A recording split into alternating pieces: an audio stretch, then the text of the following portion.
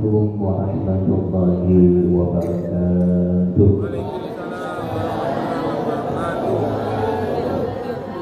Alhamdulillah, alhamdulillahilladzi ja'alana minal 'abidin wal faizin. Kullu 'amin wa antum bi khairin ajma'in. Wassalatu wassalamu ala asyrafil anbiya'i wal mursalin Sayyidina wa maulana Muhammadin wa ala alihi wa sahbihi wa man tabi'al huda ila yaumiddin. Amma ba'du. Yang kami hormati Ibu Kepala Puskesmas Wiri Dr. Siti Masroha,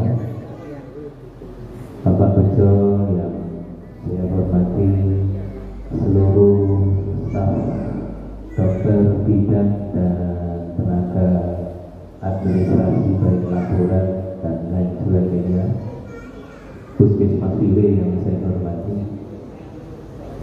Pertama-tama mari kita panjatkan puji syukur kehadirat Allah Subhanahu wa taala, di mana pada kesempatan siang hari ini kita masih diberikan kesehatan, kesempatan,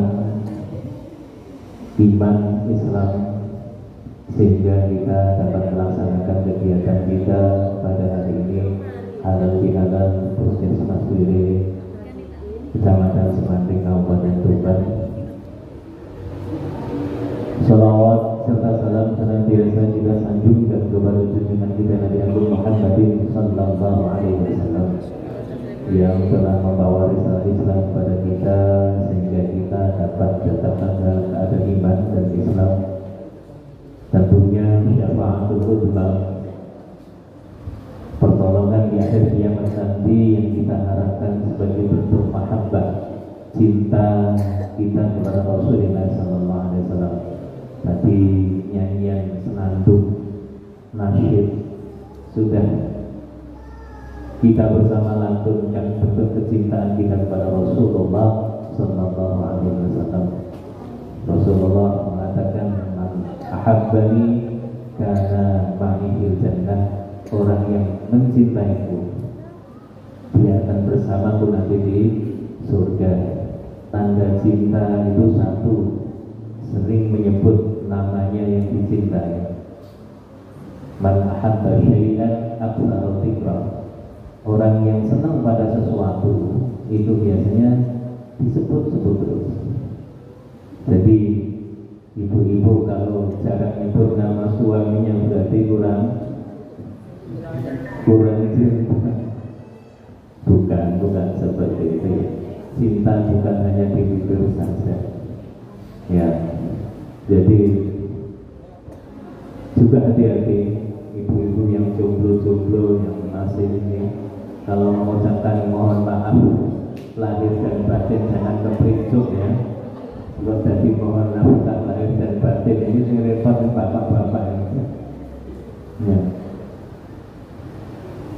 Jadi bukti cinta yaitu kita sering menyebut namanya. Yang kedua, bukti cinta kepada sesuatu itu ikhtara habibahu min ghairihi, memilih sesuatu yang dicintai oleh kekasihnya daripada orang lain. Selalu ingat apa yang disukai oleh kekasihnya, apa yang disukai oleh Rasulullah, sunnah Nabi Muhammadin sallallahu alaihi wasallam. Apa sunnahnya banyak sekali. Dari rukun Islam saja sunnahnya itu sangat banyak sekali. Kalau saja sunnahnya tinggi, baca Al-Quran itu sunnah. Sholat wajibnya 5, sunnahnya banyak sekali. Selama bulan Ramadan kita tarawih, tahajud, sunnah qadiyah, baqiyah dan lain sebagainya. Di dalam zakat sunnahnya banyak sekali. Ada infak, sedekah, hibah, wakaf dan lain-lain. Dalam haji ada sunnahnya yaitu umrah. Dalam puasa juga diberikan sunnah-sunnah yang sangat banyak sekali.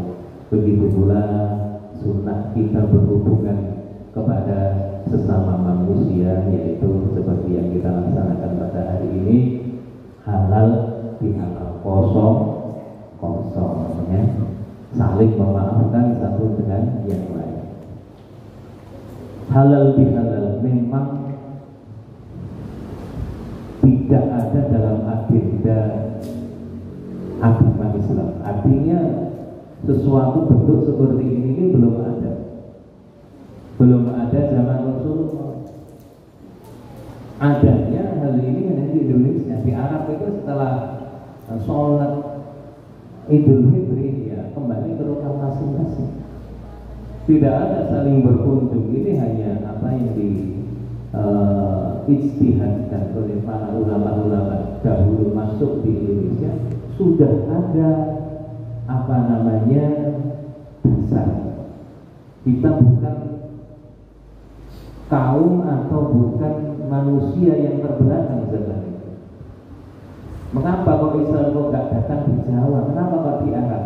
Karena di sana lebih jahiliyah daripada di Jawa.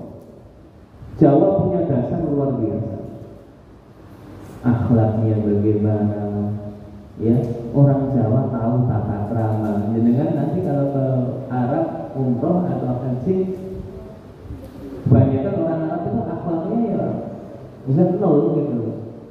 Tata keramanya itu pokoknya antem pramu. Karena apa? Karena memang daerahnya yang membawa seperti itu, keras. Di sana panas, sulit makan. Kalau tidak membunuh, tidak bisa makan. Kalau tidak merampok, tidak makan. Kalau di Indonesia, kenapa orang Indonesia ramah? Karena tanahnya pun ramah. Ibaratnya tongkat jadi tanaman, tongkat dan batu jadi tanaman. Ini katanya Kusbus seperti itu. Sangat ramah sekali, tumbuh di mana-mana sehingga orangnya pun tumbuh dengan ramah. Jadi halal bihalal itu awalnya dulu itu kita punya agama namanya Kapitayan. Kapitayan itu agama orang Jawa dahulu sebelum Hindu.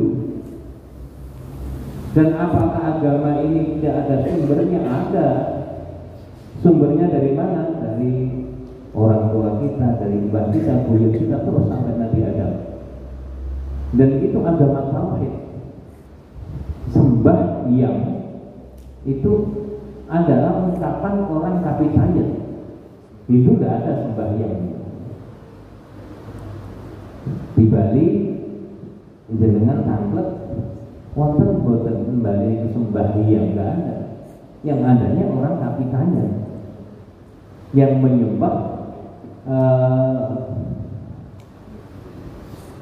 sesuatu tankinoyo jalmo, sesuatu yang tidak terlihat, sesuatu yang tidak bisa dibayangkan. Ini sama kan dengan Islam, laisa kamitslihi syai'un. Allah itu tidak sama dengan sesuatu. Dan orang Kapitayan itu nyembahnya di daerah-daerah tempat yang berlubang, gua, pokoknya tempat yang punya tempat itu. Karena dia tahu Tuhan itu tidak bertempat. Ini orang Kapitayan. Tempat ibadahnya pun kalau dia buat itu pasti ada bolongannya. Namanya sanggar. Nah, sanggar di sini oleh para ulama wali-wali dahulu diadopsi untuk menjadi dasar keislaman. Sanggar diganti langgar. Ya. Dulu ada namanya setiap tahun orang Kapitayan namanya Dharma Sunya. Dharma Sunyo. Napa Dharma Sunyo itu kumpul tenggene lapangan, saling memaafkan satu dengan yang lain karena ada salah, karena ada dosa di antara sesama manusia. Inilah yang diadopsi kita sebagai orang Muslim di Indonesia, adanya halal bihalal. Tentunya kalimat halal bihalal ini hadir ketika ada Bung Karno zaman tahun 59. Partai sangat banyak saling menghina saling menyalahkan satu dengan yang lain. Bahkan DPR dulu itu tidak bisa membuat konstitusi karena apa? Saling berkelahi. Bung Karno aja sowan ke Kiai Wahab Hasbullah tambah beras. Ditanya bagaimana ini politikus ini nggak bisa bersatu. Padahal sudah puasa, sudah hari raya. Ayo kita buat acara untuk mengumpulkan. Hanya diberikan usul buat acara halal di halal. Ini awal dari sejarah mengapa ada halal di halal.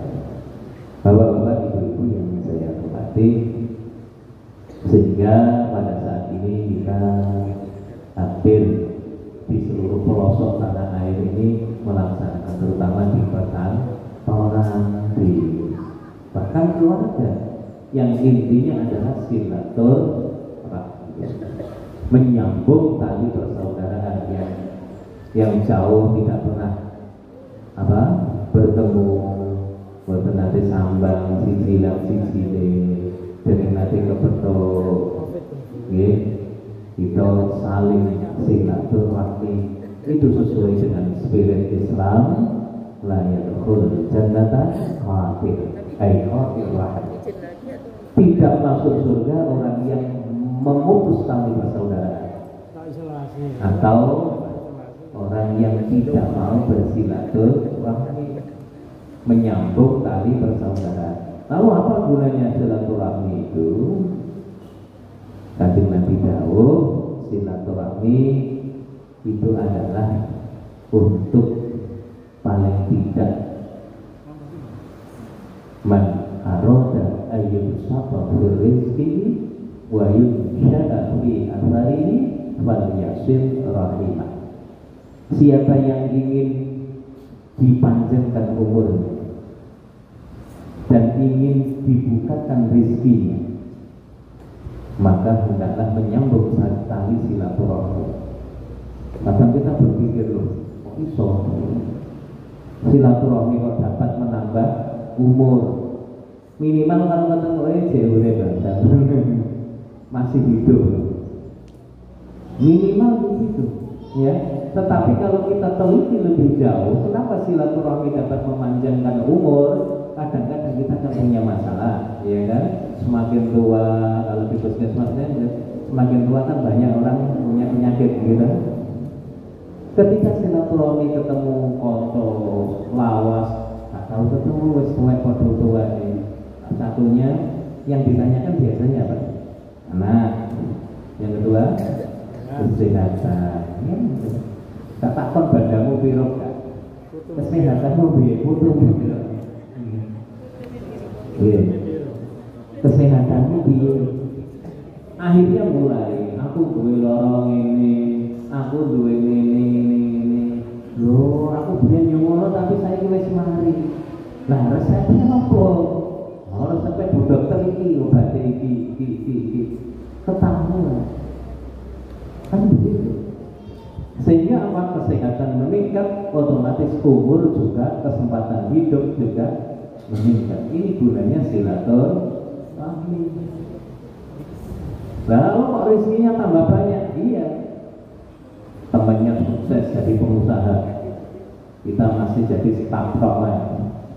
Misalnya lebih konconya wis sugih, sampean usaha apa? Aku usaha ngene duwe iki tabangmu ya akeh. Sampean belum buka tuban. Oh, ya belum. Ya wis, sampean boleh enggak nanti tak suplai barangnya. Ini kan bisa menambah rezeki. Kita punya anak masih pengangguran, ketemu teman lama yang sudah sukses di Jakarta. Anakmu piro? Loro, sing siji nek urung mergawe nganggur. Wis melu aku di Jakarta. Tak jamin dibawa ke Jakarta anaknya berhasil sukses. Ini bukti daripada silaturahmi bisa membuka rezeki. Alangkah baiknya kalau kita melakukan silaturahmi. Sekarang mulai kunjung mengunjung sudah mulai apa? Surut minta maaf itu kan WA, mohon maaf lahir batin.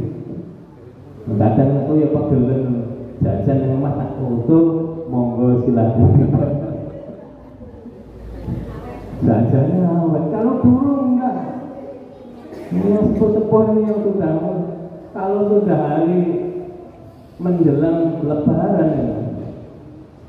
Namanya orang tua kita itu beli kacang tanah itu sampai 3 kilo dilebokno banyu melototi. Dipelototi barangnya di PP di goreng membuat jajan wis macam-macam pokoknya. Begitu setiap lebaran habis. Sekarang enggak. Isinya makin itu enggak tahu dibuka belum. Enggak ada yang silaturahmi. Sampai jamur entek di tangan diri. Ini sekarang apa tidak boleh seperti itu? Ya boleh-boleh saja kita mengikuti teknologi, tetapi nilai-nilai yang bagus minimal kita masih tetap melakukan nilai-nilai yang sudah ada, meskipun akhirnya diganti. Nanti angkau anak kecil kan butuh duit itu langsung buka rekening. Baliknya langsung dibel, Pak, balik mikir rekening kula. Nggak mau silaturahmi, minta transfer uang. Nah, ini fenomena yang ada pada saat ini. Kita kembali kepada halal bihalal. Apa sih halal bihalal itu? Ketika terdengar suara takbir, Allahu Akbar, Allahu Akbar, La ilaha illallah, Allahu Akbar, Allahu Akbar, walillahil hamd. Kita harus membuka batin juga.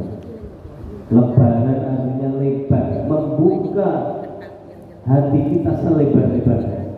Pada hari itu kita berjanji kepada Allah, ya Allah, semua yang pernah salah kepada saya, disengaja atau tidak, semua orang yang pernah mendolimi saya, ngerasani aku, ngelokni aku, nyolong barangku, ngentip, saya maafkan ya Allah. Kita harus buka lebar-lebar. Nek jenengan tasih ono syarat kecuali ini. Saya maafkan ya Allah semuanya kecuali tonggo, kecuali kontrol siji. Berarti jenengan dereng lebaran. Belum bisa lebaran. Kenapa? Hati panjenengan belum lebar. Anane kula panjenengan punika putus asa, sumpek, kesulitan dalam permasalahan. Kenapa? Karena hati kita masih hatinya robot, sumpek. Ibaratnya hanya 1 gelas, hatinya masih 1 gelas. 1 gelas ini kalau kecemplungan kelek cecep, mampu betul, mampet betul, mampet, tahu, iya kan? Coba kalau hati kita seperti air di lautan, sangat luas, bahkan sapi mlebu blem tidak akan merubah air laut, tetap suci. Bahkan dinosaurus mlebu tetap suci. Begitu pula ketika hati kita buka lebar-lebar. Adapun ada permasalahan, ada orang menggolinya, ada orang mengejek, orang merasani, hati kita lebar. Wong iki tiwas merasani, tiwas ngilokno, tiwas ngecek pulau panjenengan, tetapi kita tidak merasa terkotori. Itulah hati yang lembut. Justru nanti dilok-lok ning kali tiyang. Santri ini kudu muring-muring wae, kudu ngomong ae dicekeli kali Gusti. Ini nopo jenengan kok boten nanggapi. Nah, apa kok tak tanggapi? Saiki aku takon awakmu. Sampeyan nek diwenehi wong, sampeyan meneng wae gak nrimo pemberian itu.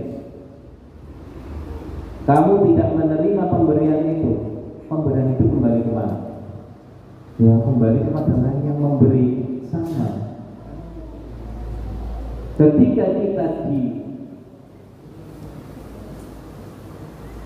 dimaki, kita diejek, tapi kita diam, kita tidak menanggapi, dianggap uang pintu. Iki sing loro ati iki sing diomengi apa sing ngomengi? Sing ngomengi. Iya. Itu kita apa-apa kok ya meneng wae tambah itu. Sama seperti itu.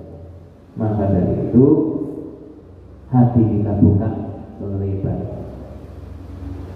Setelah lebar kita lebur,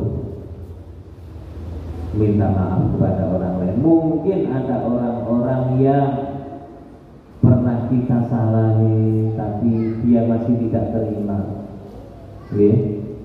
Minta maaf, aku kan mau sepurang. Minimal kita sudah minta maaf dan memaafkan. Masalah diterima maafnya apa enggak itu urusannya wong dewi karo pangeran. Yang penting kita minta maaf. Gak iso. Kecuali memang maafnya ini minta maaf gak iso bayar utang, itu cicilan.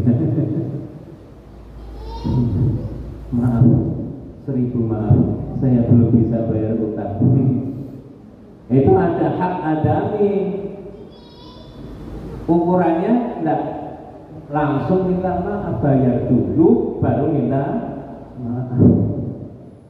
Oh enak. Iya. Itu hakul adami, hak sesama manusia. Boleh kita minta maaf, tapi kita tunaikan dulu hak apa yang sudah. Rasulullah SAW tetap memaafkan meskipun tidak lupa. Ketika Rasulullah SAW Fathu Makkah, menyerang Makkah, karena orang Quraisy itu menyalahi perjanjian Hudaybiyah, itu Rasulullah bersama 10.000 pasukan datang ke Makkah. Rasulullah membawa pedang, pokoknya membawa semuanya, tetapi tidak menyerang karena orang Quraisy itu hanya sedikit. Loh, kalau perang orang Quraisy banyak, dia cari orang Badui kebun, diajak perang nyerang Madinah. Rasulullah tidak. Siapa yang berlindung di rumah Abu Sufyan, pemimpinnya Quraisy, aman. Siapa yang berlindung di gereja, aman. Siapa yang berlindung di Ka'bah, aman. Akhirnya semuanya aman, tidak ada peperangan. Akhirnya dibayar, apakah kalian mau masuk Islam? Karena ini tanah haram. Yang tidak mau masuk Islam silakan pergi, saya usir dari Mekah. Nanti semua dengan ikhlas masuk Islam, termasuk Hindun. Hindun ini seorang wanita yang sangat benci kepada Rasulullah. Sangat bencinya ketika singa Allah yang namanya Hamzah, pamannya Nabi, itu sangat bencinya Hindun kepada pamannya karena tidak bisa dibunuh. Artinya dia mengutus seseorang yang ahli perang bisa membunuh Hamzah.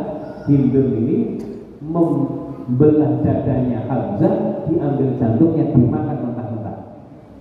Itu Rasulullah yang tidak bisa terima. Ngomong itu koyo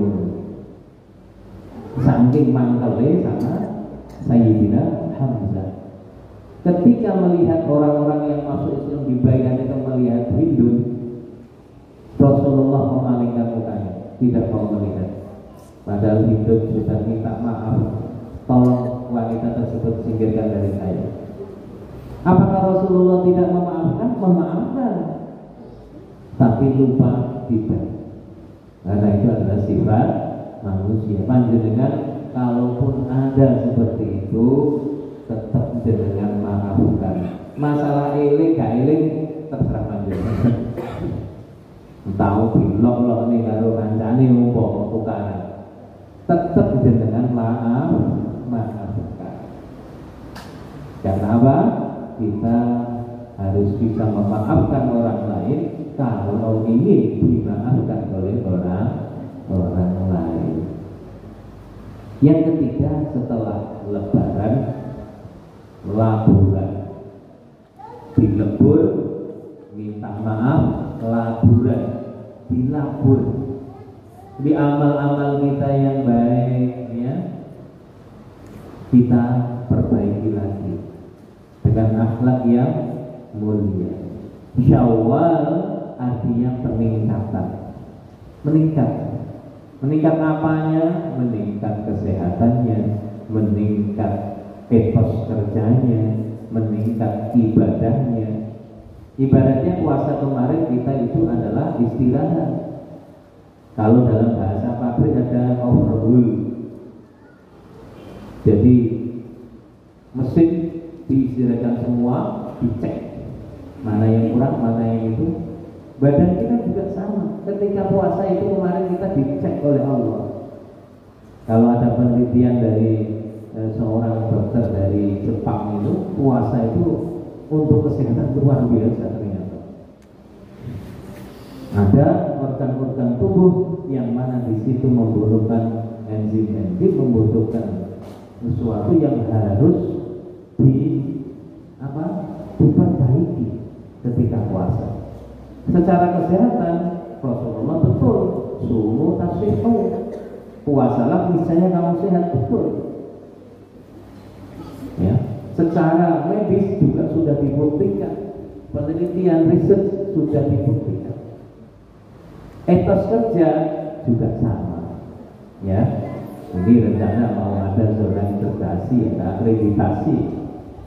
Insya Allah kalau semua satu hati, semua saling membantu, kompak, ya. Apa yang dibutuhkan dari administrasi zona integrasi ini apa saja dicukupi semua, dan kita saling membantu, insya Allah tercapai kesuksesan. Yang ada biasanya kan karena kurang ini. Kenapa kurang? Karena etos kerjanya juga kurang. Oh, ini tidak ada, ini belum ada. Ayo diadakan. Ya, ibaratnya kalau puasa itu dalam sistem balap motor, Valentino Rossi itu ada pit stop. Pit stop itu apa? Sepeda motor yang kelihatannya kok tidak enak, langsung di calling sama timnya, minggir, di pit stop itu. Bannya kalau kurang keras diganti yang hard, yang kurang lemes diganti yang soft. Kelihatan. Kenapa? Supaya performanya lebih, diganti ban. Nanti ada evaluasinya, diganti lagi. Soft diganti hard diganti soft lagi. Itu pit stop. Supaya apa? Kinerjanya lebih. Makanya namanya Syawal itu meningkat, termasuk perform kerja kita. Nek sampai lempem, Syawal kok gak meningkat tambah logro, berarti orang yang rusak. Dokter kepala puskesmas harus jeli. Ini orang yang rusak. Bocah kok tambah logro bar poso, kok tambah males. Dicari ada masalah apa mbak di rumah? Enggak bu, enggak ada masalah. Enggak, saya lihat dengan ada masalah pasti di rumah. Oh, masalah pulau gini bu, gini. Perbaiki masalahnya dulu. Baru setelah permasalahannya selesai, kita ajak kerja. Jangan kita ngajak kerja permasalahan lagi dandanis. Ini jangan masalah keluarga, jangan masalah ini. Cara lagu ya.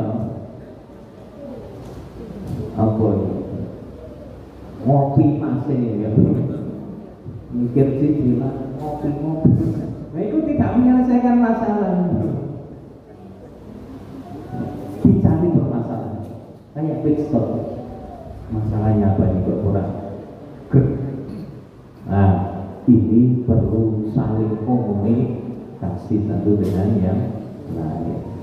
Lebar, lebur, labur dengan hal-hal yang mulia. Kalau para wali dulu dengan simbol-simbol.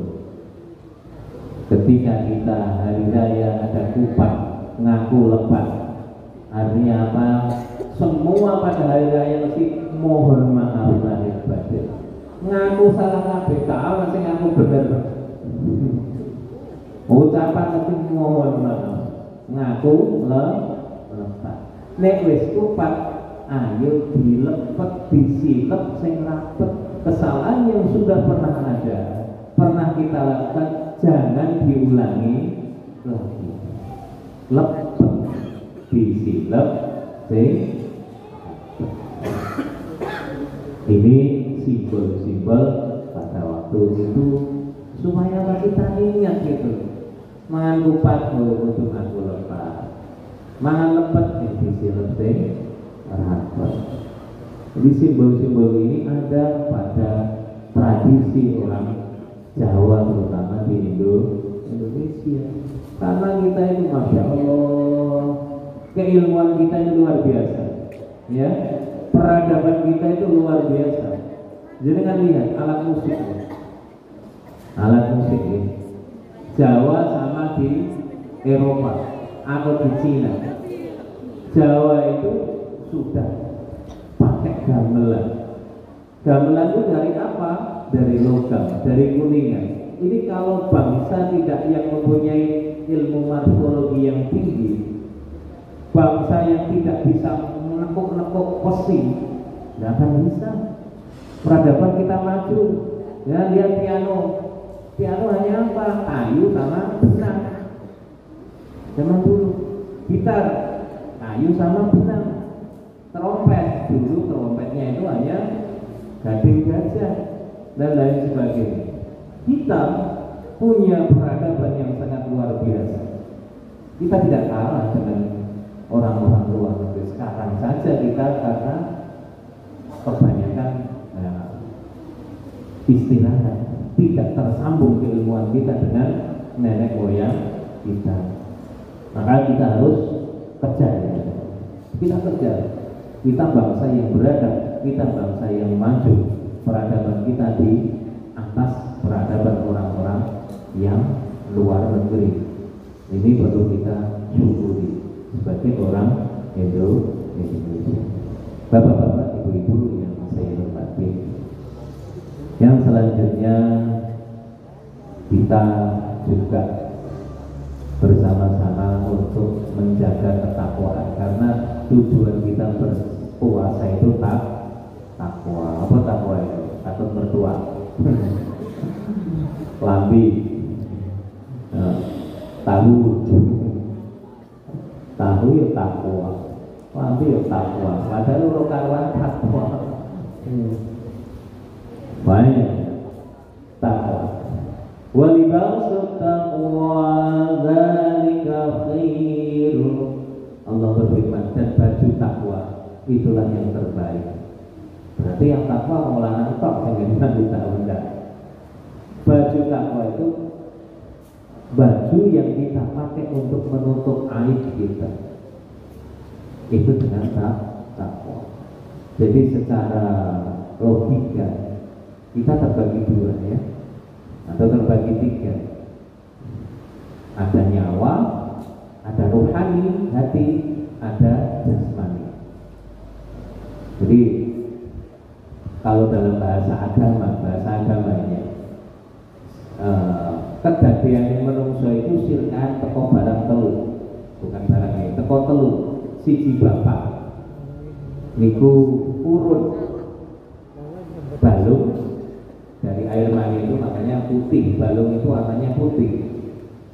Ibu dari darah, urut daging, nah semua tubuh, Allah urun nyawa dan indra, panca indra. Jadi ada 3 bentuk itu ya. Kalau secara kebutuhan ada 2, jasmani dan rohani. Jasmani yang ketika kita lapar kita butuh makan, ketika kita sakit butuh obat, kita butuh baju, kita butuh perhiasan untuk dianggap dihormati orang, ya. Kita butuh mandi untuk membersihkan jasmani kita, karena kalau tidak mandi gerah, rasanya sumuk, nggak enak, peliket kabeh, ya kan? Lalu apa kebutuhan rohani? Makannya rohani itu ya seperti ini, ilmu dan hikmah. Kata Imam Ghazali, sampai hati kita tidak makan 3 hari, hati kita mati.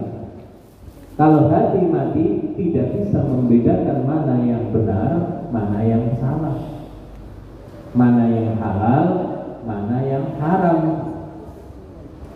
endi sandal, endi bantal, untal. Ya, doa. Hatinya tidak berfungsi. Mengapa terjadi kebanyakan korupsi di Indonesia? Ya, kebanyakan rusaknya bangsa Indonesia karena hatinya mati. Maka betul apa yang dikatakan Imam Ghazali, kalau hati sudah tidak bisa mati, tidak bisa makan, berarti hatinya mati, tidak bisa membedakan mana yang benar dan salah. Yang kedua, hati kita butuh dicuci, butuh mandi, ya. Al-qalbu kal-zujaj. Hati itu kayak kaca. Ya, dengan di sini kan punya petugas kebersihan yang ngelap-ngelap kaca ya. Tiap hari kan dilap. Coba nggak dilap 1 tahun. Gimana? Terang kan? Merah. Kalau merah bagaimana? Kaca itu nggak bisa tembus, lihat sini dulu sopo sing jopo sopo karo. Karena hati juga sama seperti itu. Remeng-remeng koyo bener koyo salah. Nggih. Mangan barang ini haram atau halal? Diteri berkat karo wong sing iki penggalane maling ngomong. Kalau hatinya ini tidak jernih, pangan wae, panganan halal, tidak tahu hasil mencuri kan begitu. Maksud penting panganan adalah halal panganan secara aini, tetapi secara hukmi, secara nyatanya halal, tetapi hukumnya haram. Kalau kita tahu itu habis apa? Hasil mencuri. Makanya hati kita butuh disiram, butuh yang namanya qalbul mutmainnah, ya nafsul mutmainnah, ya nafsul irji ila rabbika radiyatan mardiyah wa tuqri ibadi wa tuqri jannati. Wahai jiwa-jiwa yang tenang. Jiwa yang tenang itu bagaimana? Yang selalu dibersihkan. Dengan apa membersihkan hati? Ala bi dzikrillahi tatmainnul qulub. Hanya dengan zikir kepada Allah, hati kita akan tenang, hati kita akan nyaman dengan bimbingan Allah. Hati kita akan bersinar, hati kita akan bening sebening kaca yang dibersihkan tiap hari dengan zikrullah. Perintahnya Allah, udhkurullah qiyaman wa qu'udan wa 'ala junubikum. Berzikir itu kapan? Apa setelah sholat kok? Enggak. Ketika kita berdiri, ketika duduk, ketika kita berbaring, itu kita selalu ingat kepada Allah Subhanahu wa Ta'ala. Lah wong Indonesia akeh gak ilinge kok timbang ilinge. Nek Arab kalau orang Arab itu jatuh ya tinggal apa subhanallah, dia ada subhanallah, Allahu Akbar. Ngoten ning kene orang Tiba kadang sing metu iki kewan saanane. Ono asu ora kirim banyak. Tidak berpikir, makanya di sini banyak yang dilakukan. Ayo berpikir bersama. Setelah sholat berpikir apa? Berpikir. Karena apa? Orang kita jarang ingat kepada Allah. Nah, orang Arab ingat kepada Allah terus. Dengan apa? Pokoknya pelan-pelan di sana isinya pikir tok Allahu Akbar. Minggu ya la ilaha illallah lurus. Oh, pikir tok apa? Yang ketiga, hati kita juga butuh obat ketika sakit. Bedanya sakit jasmani itu yang merasakan kita sendiri mesti molor ini, sirai ngeluh ini para sikile cuklek ya ini.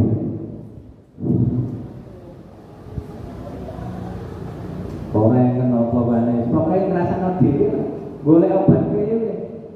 Lah penyakit hati ini yang ngerasain itu bukan dirinya, tangga nih, koncol nih. Uang sombong, sombong medit. Sing sombong medit gak kerasa gue penyakit. Uang senengane rasa-rasa, sing senengane rasa-rasa ya orang kerasa, dewe seneng rasa-rasa. Sing kerasa siapa? Rasa-rasa. Masya Allah. Soalnya apa? Ya seperti itu. Nah obatnya ini apa obatnya? Obatnya itu sabar dan bersyukur. Ketika kita sombong, kita harus bersyukur. Alhamdulillah. Alhamdulillah bukan hanya ucapan saja, tetapi diikuti dengan perbuatan, mengasihi, memberikan sesuatu kepada orang lain, bersedekah. Sehingga apa? Kesombongan di belakang kita. Ketika kita melihat nikmat orang lain bagus, keluar dari kata-kata kita yang tidak baik, rasani paling korupsi, paling selingkuh, diwai atau selingkuhan ya. Kenapa seperti itu? Karena kita tidak mensyukuri nikmat yang diberikan kita sendiri. Selalu melihat kebaikan pada orang lain itu sebagai apa ya? Sebagai beban kita, siksa bagi dia. Tidak malah bersyukur. Sudah disyukuri, dapat sedikit syukuri alhamdulillah. Tidak usah punya hati yang hasut kepada orang lain. Kancane itu mobilannya, mulainya macam-macam, tidak berdasar beras. Faktanya rano, mau itu. Sudahlah, alhamdulillah teman saya punya mobil baru. Berikan ucapan selamat. Selamat ya punya mobil baru. Oh ya Mbak, terima kasih. Nanti panjenengan kalau butuh pakai saja, nggak apa-apa. Enak syukur itu. Coba kalau hatinya hasut, kreditan bareng, aduh kan mau dilukas nabrak. Krungu karo sing duwe. Awas. Sampai buka mobilku, rang-rang tak silih. Ya Allah. Kalaupun kita diberikan musibah oleh Allah Subhanahu wa taala, kita sabar. Sehingga apa? Tidak putus asa. Ini penyakit hati, putus asa juga, ya. Kita tidak bunuh diri, sabar. Ketika kita diberikan musibah, obatnya cuma dua penyakit hati: sabar, syukur. Nah, insya Allah hati kita tenang, tidak ada penyakit, hati kita sehat. Nah, hati kita sehat, orang itu gampang punya teman itu gampang. Konco itu melo takon, melo konco. Ya. Piye kabare? Kowe kok saiki kok konco yo ngene? Iku konco. Melu takon, melu monco. Tangga. Melu nonton, melu nggowo. Wayahe mantenan. Nonton katakan lagi buahe. Aku bagian lempere, sampean gadah ya, iya. Tonggo melo nonton melo nggowo. Nikmati tonggo melo nonton melo nyonggo. La ilaha illallah, la ilaha illallah. Nek rapi di kanca, rapi di tangga, atine dirusul-rusuli dhewe. Ono tanggane mati lho tangga budal ning Surabaya. Ngapunten nggih kula wonten acara ning Surabaya jalan-jalan teng kebon binatang. Tanggane mati. Masya Allah. Iki hanya diiting-iting karo tanggane. Engko ning mati, kon budal dhewe, kon ngeduk dhewe, kon dhewe. Ora sing gotong, ora sing nyonggo. Fardu kifayah, tapi kan secara sosial kita harus. Fardu kifayah itu yang melatih. Kalau tidak ada satu yang melatih. Monggo niki hati kita kalau sehat, insya Allah secara sosial juga bagus. Kalau ingin hati kita bercahaya, ya, dengan akhlakul karimah, tata krama yang baik, menghormati orang lain didahulukan sebelum minta penghormatan kepada diri. Akrim yukro, hormati seseorang, kamu akan dihormati. Nek kowe tak tahu hormati wong, kok njaluk hormat terus gampang bawa bendera. Ulang masih hormat. Ya, itu. Yang terakhir kita butuh baju tadi. Walibasut taqwa dzalika khair. Baju takwa itu adalah baju yang baik.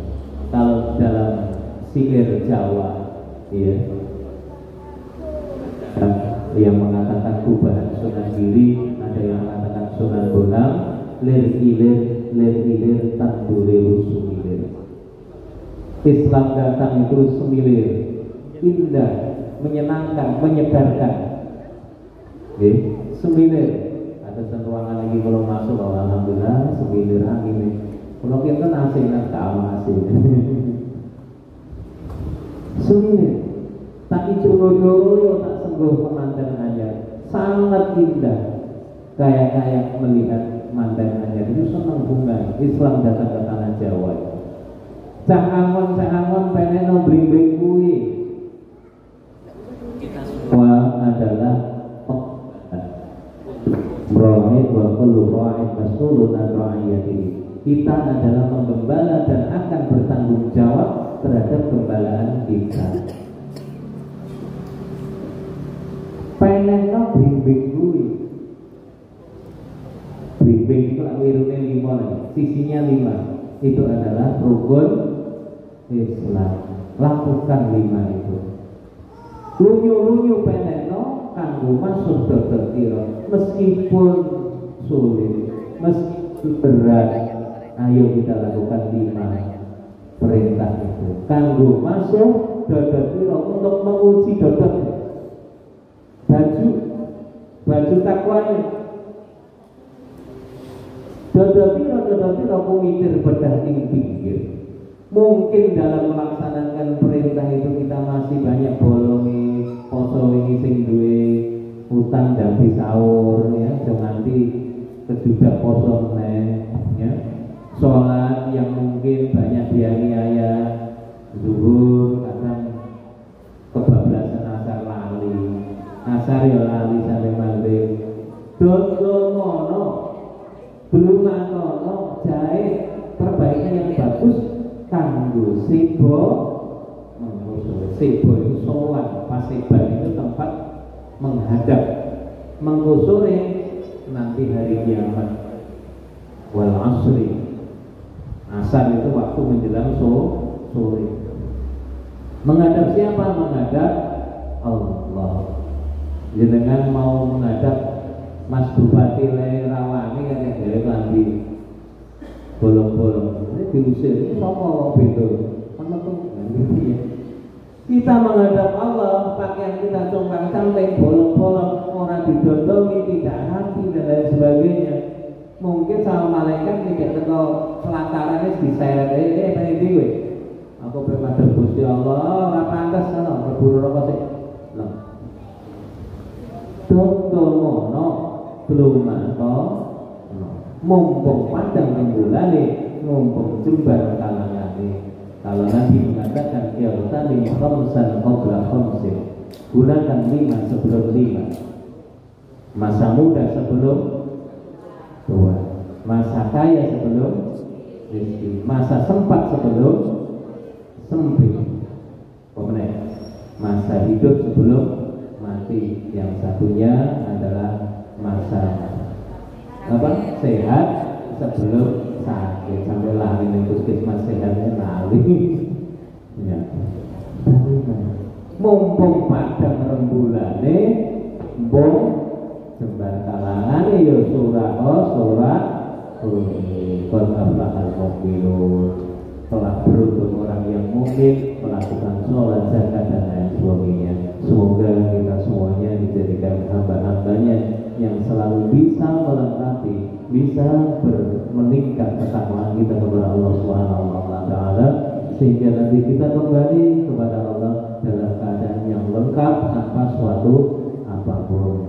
Demikian dari kami, mohon maaf kalau sudah tutur kata kurang berkenan, mohon maaf ya. Semoga kita semuanya dijadikan hambanya yang minal amidin kembali, wal faizin, dan orang-orang yang beruntung.